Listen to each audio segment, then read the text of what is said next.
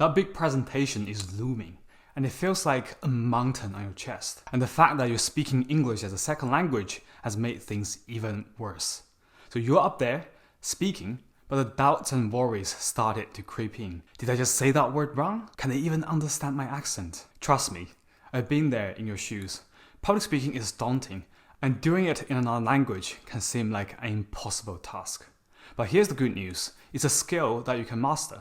So today I'm going to share with you 3 lessons from my own journey to become confident in public speaking, especially when English is my second language. So let's get started. Lesson number 1 is connection over perfection. I know that struggle when you're speaking a new language. I remember when I first moved to London, I thought my English was pretty okay because I was doing pretty good compared to my friends back in China. I think I can definitely handle those basic conversations or presentations. But when I started speaking and talking to native speakers or presenting in front of my class, every talk felt like a constant battle with myself. Why? Because I was always catching myself making all sorts of mistakes, saying the wrong words, mispronunciations, grammatical slip-ups. It seemed like all my hard work was pointless, and I completely lost my confidence. I got so discouraged that I just avoided speaking English. And I mostly hang out with my Mandarin speaking friends because it's way easier. But after living in London for over a year, I noticed that, hey, my English didn't even improve that much. I still get so terrified whenever I need to do presentations. And that just doesn't make sense to me. I need to do something about it. And that's when I started actively looking for ways to improve my English and overcome my fear of public speaking. And one of the safe options back then I took was going to a language exchange event organized by the university. And that's where I can play it safe. I can help someone with the Chinese, and then they can probably help me with my English. And that's where I met James, a local British student who's learning Chinese at the moment. As we started talking, he struggled to find the right words in Chinese, fumbling just like I did in English. But I had no problem understanding him. And we had a really good chat actually. This is when it hit me. That struggle and that bravery to try, that's what really matters. Because why do I need to put so much pressure on myself to speak perfect English? If I can appreciate James' effort, surely others would appreciate mine.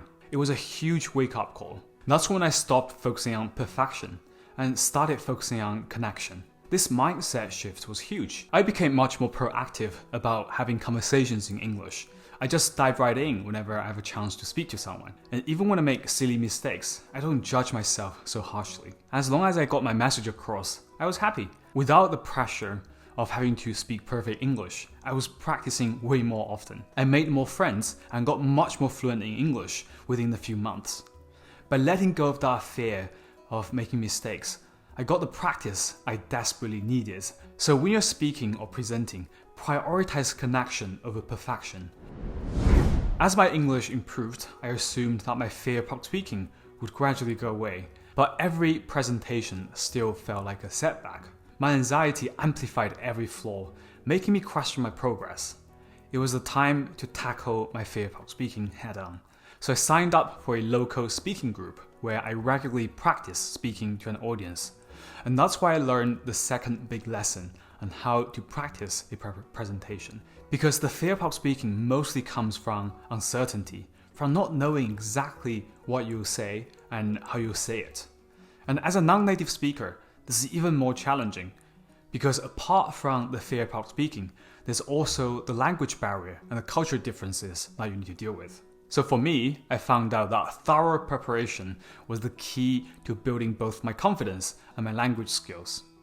So for each of my presentation, I will often start by writing down my speech word for word. It helped me feel in control of the content, so I know exactly what I like to say.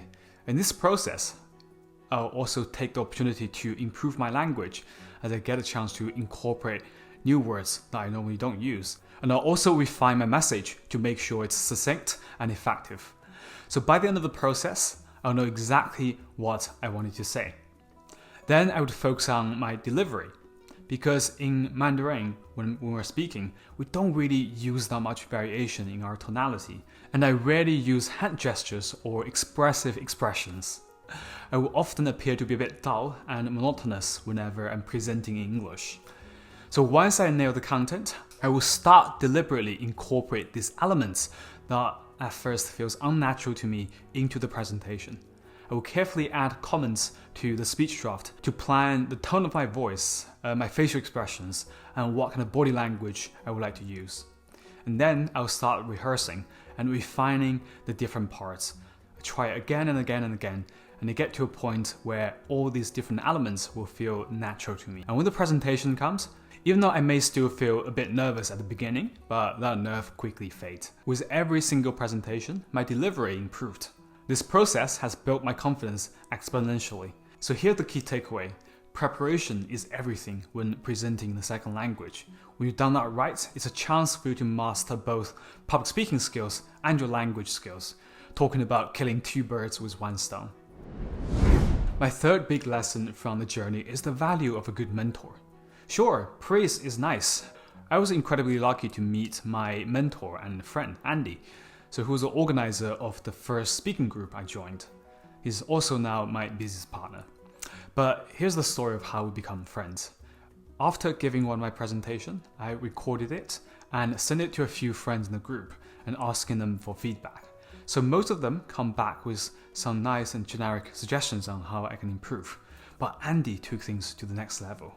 He sent me a screen recording of himself reacting to my video. He paused at every key moment to give in-depth commentary. He pinpointed specific areas for improvement, from my body language to my vocal variety. Instead of trying to remember those vague advice, I could see exactly what I'd done and how to adjust. Finding someone who isn't afraid to be honest, but who also truly supports you on your journey is incredibly powerful. If you are struggling to improve, that kind of guidance is invaluable because a good mentor can help you see those blind spots and give you the tools to break through to the next level. So there you have it, my 3 big lessons on how to become confident in public speaking, especially when you're speaking English as a second language. So lesson number 1, focusing on connection over perfection. Don't be afraid of making mistakes, prioritizing getting your message across instead of speaking perfect English. Lesson number 2 is to embrace the power of practice. Over-prepare so you can get a chance to improve both your presentation and your language skills. And lesson number 3 is to seek out a mentor.